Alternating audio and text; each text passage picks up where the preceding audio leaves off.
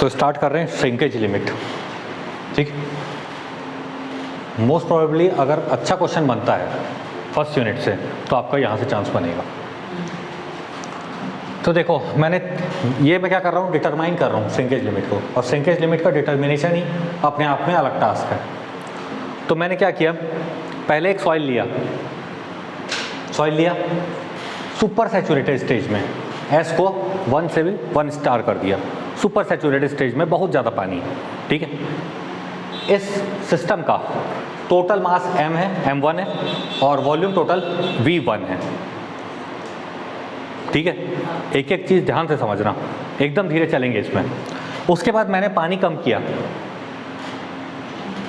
और ये नोट में पहला नोट लिखे थे कि अगर सॉइल सुपर सैचुरेटेड स्टेज में है और उसमें अगर पानी बढ़ाया या कम करा जाए तो वो अफेक्ट करता है वॉल्यूम ऑफ सॉइल को, पोरोसिटी को, वॉइड रेशियो, सबको अफेक्ट करेगा। मैंने पानी कम किया, और पानी इतना कम किया कि एग्जैक्टली ये डिग्री ऑफ सैचुरेशन 1 पे चले गया। मतलब अगर इस सिस्टम का अगर मैं वाटर कंटेंट निकाल लूँ तो मेरे को श्रिंकेज लिमिट मिल जाएगी। ये डेफिनेशन है, मिनिमम वाटर कंटेंट एट विच सॉइल बिकम जस्ट सैचुरेटेड। ठीक है, और पहली डेफिनेशन क्या बोली थी, मैक्सिमम वाटर कंटेंट। मैं क्या कर रहा हूँ, मैं आ रहा हूँ लिक्विड लिमिट से। पहले सॉइल बह रही थी, मैंने लिक्विड पानी कम किया, आ गया प्लास्टिक में, प्लास्टिक से कम किया आया श्रिंकेज में। श्रिंकेज से अगर कम करूँगा ना तो जहाँ से पानी निकलेगा वहाँ पे एयर घुसेगी, लेकिन वॉल्यूम कम नहीं होगा। ठीक है, तो वही डेफिनेशन है दोनों का, एक में मैक्सिमम वाटर कंटेंट, जिसको अब अगर मैं कम करूँगा तो वॉल्यूम ऑफ सॉइल में चेंज नहीं आएगा। याद रखना बात को, काम आएगा यहाँ पे। ठीक है, तीसरे स्टेज में मैंने क्या किया, सॉइल को पूरा सुखा दिया, कंप्लीट ड्राई। ठीक है, एस 0 हो गया। अब मेरा जो वॉल्यूम है वो किसका, ड्राई वॉल्यूम है वो, मतलब वॉल्यूम ऑफ सॉलिड नहीं बोल सकता मैं, क्योंकि सॉलिड्स के बीच में एयर भी घुसी हुई है। क्लियर है, लेकिन ड्राई वॉल्यूम ऑफ सॉइल जरूर है वो। अब मेरे को ट्राई करना है कि इस स्टेज में वाटर कंटेंट कितना है, और वाटर कंटेंट क्या होता है, weight of water upon weight of solid. बस वेट ऑफ सॉलिड तीनों में सेम है। मैं बताया कभी भी हर न्यूमेरिकल में देखना, उसमें जो क्वेश्चन है, एक वो बोरोपिट वाला भी क्वेश्चन होगा जो फाइल दिया, शीट दिया हूँ। बोरोपिट में भी आपको कंसेप्ट यही है कि आपने एक बार सॉइल उठाई और उसको कहीं और पटका तो उसमें वॉइड रेशियो चेंज होगा, लेकिन सॉइल सॉलिड का वॉल्यूम कांस्टेंट हो जाता है। अगर वो भी चेंज हो गया तो आपने कुछ और उठा लिया है। मतलब जैसे मैं यहाँ एक मिट्टी रखी है, यहाँ से मैं एक बोरा मिट्टी उठाया और वहाँ प्लेस किया, तो हो सकता है स्पेसिंग बदल जाए, लेकिन जितने सॉइल सॉलिड मैंने यहाँ से उठाए थे उतने ही सॉइल सॉलिड वहाँ रहेंगे। ध्यान रखना है चीज़ों का। बहुत बड़े बड़े क्वेश्चंस निकलते हैं सिर्फ सॉइल सॉलिड्स को कांस्टेंट करने से। ठीक है, तो मैंने जो 3 सिस्टम लिए, पानी तो बदला, एक बार बहुत ज़्यादा पानी था, एक बार जस्ट सैचुरेटेड था, एक बार पूरा सूख गया, लेकिन volume of soil solids constant है। अब आगे बढ़ रहा हूँ, तो मेरे को इस स्टेज में चाहिए volume of mass of water. ठीक है, यहाँ पे मास ऑफ सॉलिड मेरे पास है। ठीक है, तो मैं देखता हूँ मास of water in first stage, तो कितना होगा, मास of water in first stage कितना है, सॉलिड। ठीक है, m1 minus ms, total mass में से मैंने सॉलिड का मास हटा दिया, तो that is m1 minus ms। Clear है यहाँ तक। अब क्या किया, फर्स्ट स्टेज से सेकंड स्टेज में गया तो मैंने क्या किया था, पानी कम किया था। ठीक है, तो अगर मैं लिखता हूँ reduction in mass of water in second stage,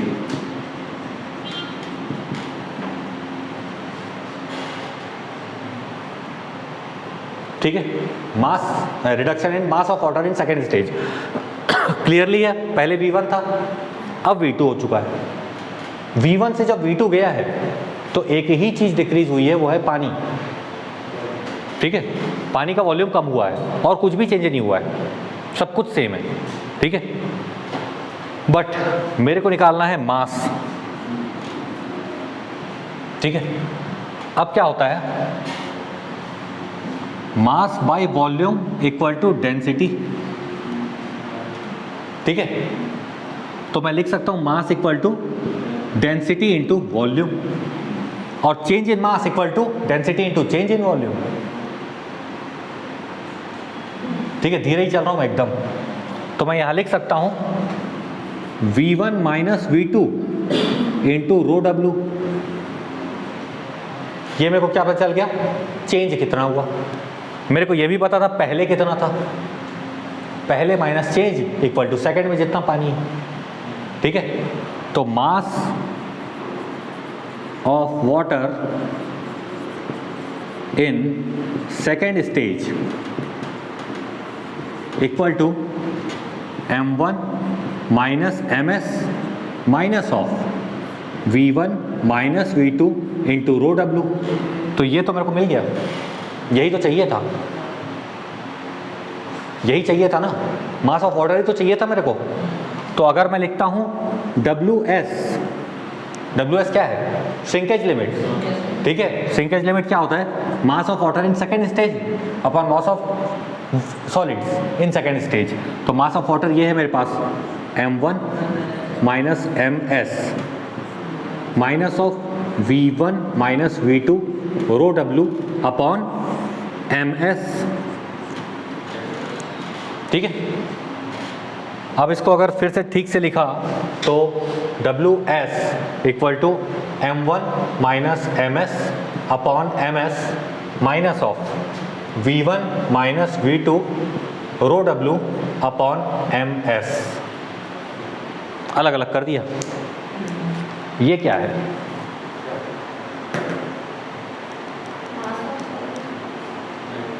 ये टोटल टर्म क्या दिख रहा है आपको,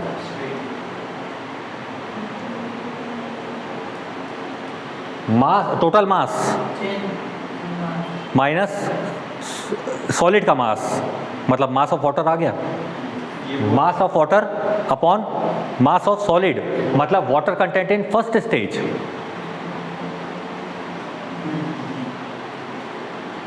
देखो चीज़ें कंफ्यूज करेंगी, ये पहला है ये। ठीक है ना, समझ में आया ये वाली बात। ये क्या है, देखो मास of water upon mass of solid मेरे को जहाँ मिलेगा मैं उसको क्या बोलूँगा, वाटर कंटेंट, यही होता है। ये क्या दिख रहा है, टोटल मास में से मैं सॉलिड का मास हटा दिया तो क्या बचा, मास of water, mass of water upon mass of solid. लेकिन मास ऑफ वाटर किस में, फर्स्ट स्टेज में जो है। तो मैं इसको फिर से लिख रहा हूँ WS equal to W1 minus V1 minus V2 into rho W upon MS। और ये है मेरा पहला फॉर्मूला श्रिंकेज लिमिट निकालने का। क्वेश्चन यहाँ से नहीं आएगा, ये स्टार्ट है बस। ठीक है, लेकिन ये फॉर्मूले को आपको याद करना है। कैसे निकाला, स्टेप बाय स्टेप गए हैं। देखो डेरिवेशन करोगे ना, कंसेप्चुअल क्लियरिटी बहुत ज़्यादा बढ़ती है। अभी मैं एक जगह फंसाऊंगा, अभी आपको यहाँ पे समझ में आएगा, बाय डेफिनेशन ही निकल जाएगा। ठीक है, तो इसको नोट कर लो, फिर आगे बढ़ते हैं।